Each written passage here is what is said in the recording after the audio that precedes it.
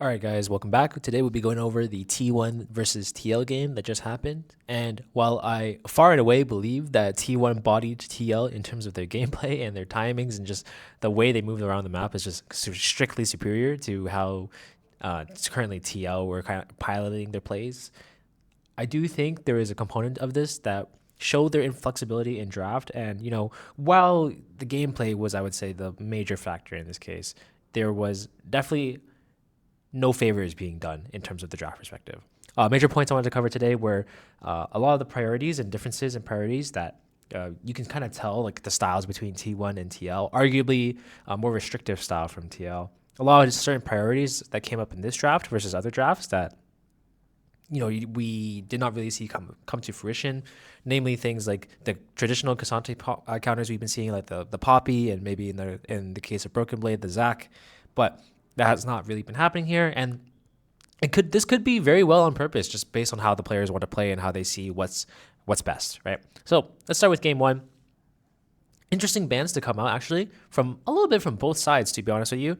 So the first one is the Nautilus ban against TL, where most teams are not going to really do that, but maybe T1 have determined it's a really core part of the way they play and how they pilot their plays, and maybe they very consistently derive their utility from the support role. So by taking arguably the most consistent champion in that pool, which is simultaneously one that T1 aren't prioritizing, could be a good idea.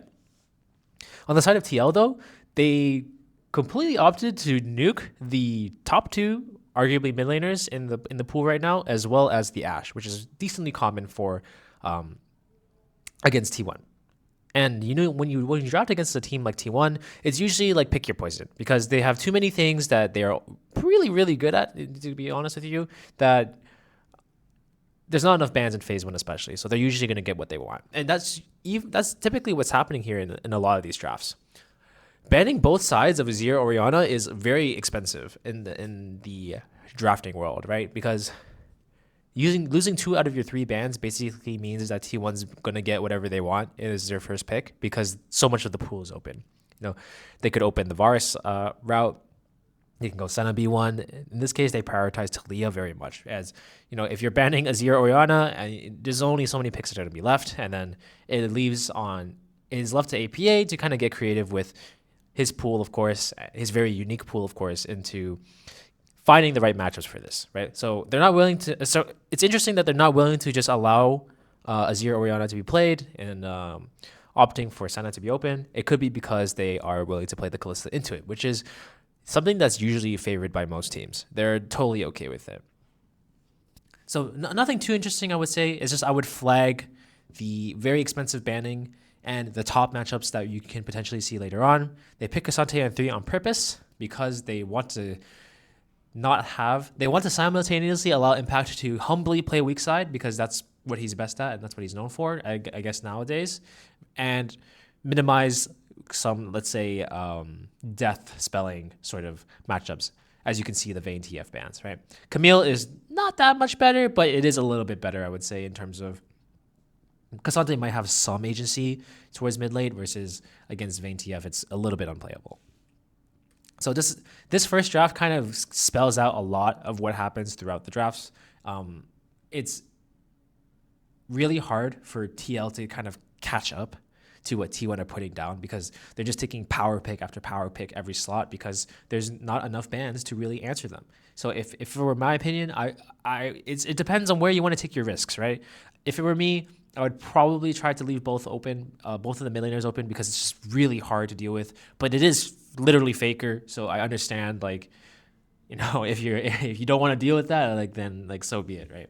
And this doesn't mean that this draft is any better, though, as an excuse for it, because they're basically countered in every slot, arguably speaking, or they have unfavorable matchups every slot. Even though they prioritize Kalista into the Senna, and that could be their pick, it doesn't look very good here. They have 2 champions, both the Talia and the Poppy, that are meant to really delete this champion. Plus, there's not really much damage to be dealt here if you're Callista, right? Like there's so much front line on the side of T1 as well.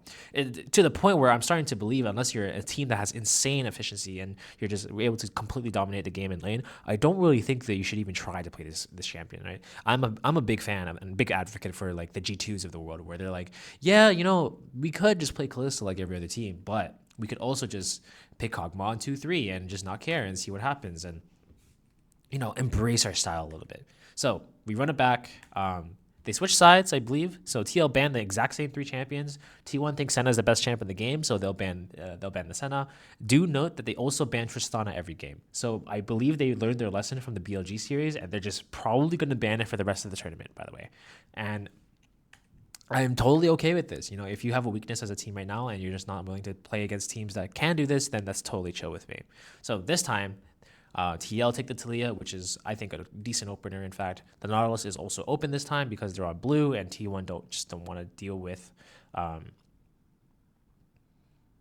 other champions that they want to play. So that's totally okay as well. This Cassandre on 2-3 is basically like a forking R3, because if you think about it, T1 only have an R3 slot to answer the Cassandre, so they have to choose between countering mid or top, and they choose to just pick a high sort of tempo mid laner to match as well. So they've determined that it's more important to prioritize a mid laner that can offer resources to bottom lane to help support them versus getting that top lane counter pick matchup, because you can probably get creative against picking against something like Cassandre anyway. So I'm not too pressed about it if it were me. But this is actually a good slot to pick Cassandre, even though it doesn't necessarily seem like it, right? And you kind of see it with this draft because it gets extremely spicy on the 4-5. So we see the Lee Sin counter into the, let's say, quote unquote, soft counter into the J4, although it's a really hard Lee Sin game, if I'm going to be honest with you. And then they pick the Samira. So I think this is a pretty spicy pick. It's not bad on paper, but it's just like a result of the pool being so small, I would say. When you give a team like T1 Varus Callista to begin with, honestly, and your Lucian's banned and Tristana's banned, Senna's banned, like I understandably, there's not that much left, guys. Like it's really not that easy to really play the game at this point. So there's not that many champions. Like what would you go, like Ezreal? Like it's really hard. And they decided to give their first pick to the Taliyah instead, which is understandable, to be honest with you. So there's really not much left in the pool. They could have gone the G2 route with the Kog'Maw. They could have gone Draven, in fact, actually. I think Draven was open as well. So this actually would not have been bad into, at least in my eyes, the Varus Callista, but it depends if you're a team that's willing to do that. So this is the outcome, and I think, it's good on TL to try different things and different strategies, because it's also important as a team, if you're stuck up on a certain situation and you can't get across, you need to change it up, because you need to, if one solution is not going to work and your adjustment doesn't work, like you need to just nuke it, approach it from a different angle. So T1 are down 2. They still think Taliyah is good. I don't necessarily disagree. And they go for the Callista option once again. No more playing around, let's say. But the main thing comparing a team like TL versus a team like G2 is that TL is markedly uncreative, and they don't really have many pools, let's say. Their pools are not the widest in the world in terms of like what they're willing to play or what they think is good. Like I think Impact would need a raise if he wants to play anything other than Cassandre, right? And APA's got a pretty whack pool in terms of compared to everything else in that's good within the meta right now.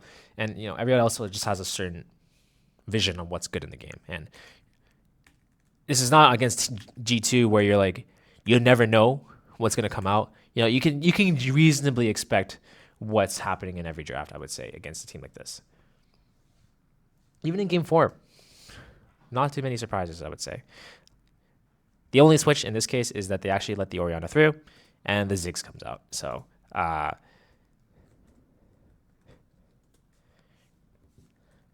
overall, you can really tell, like, there's a big difference in the style of draft between some of these guys. And I think even from a draft perspective, gameplay aside, even from a draft perspective, T1 were just set up to win, right? If you're not banning Azir Ori, you're getting Senna, you're getting Taliyah. If you're banning Taliyah, they're getting Orianna, right? this is the angle where you're drafting to not lose. Instead of coming up with unique solutions to your problems, you're just trying to curb the problem with the things that you have as much as possible. But let's say T1 is like a waterfall and TL has like just a bucket, to deal with them. Then like, what are you gonna do, right?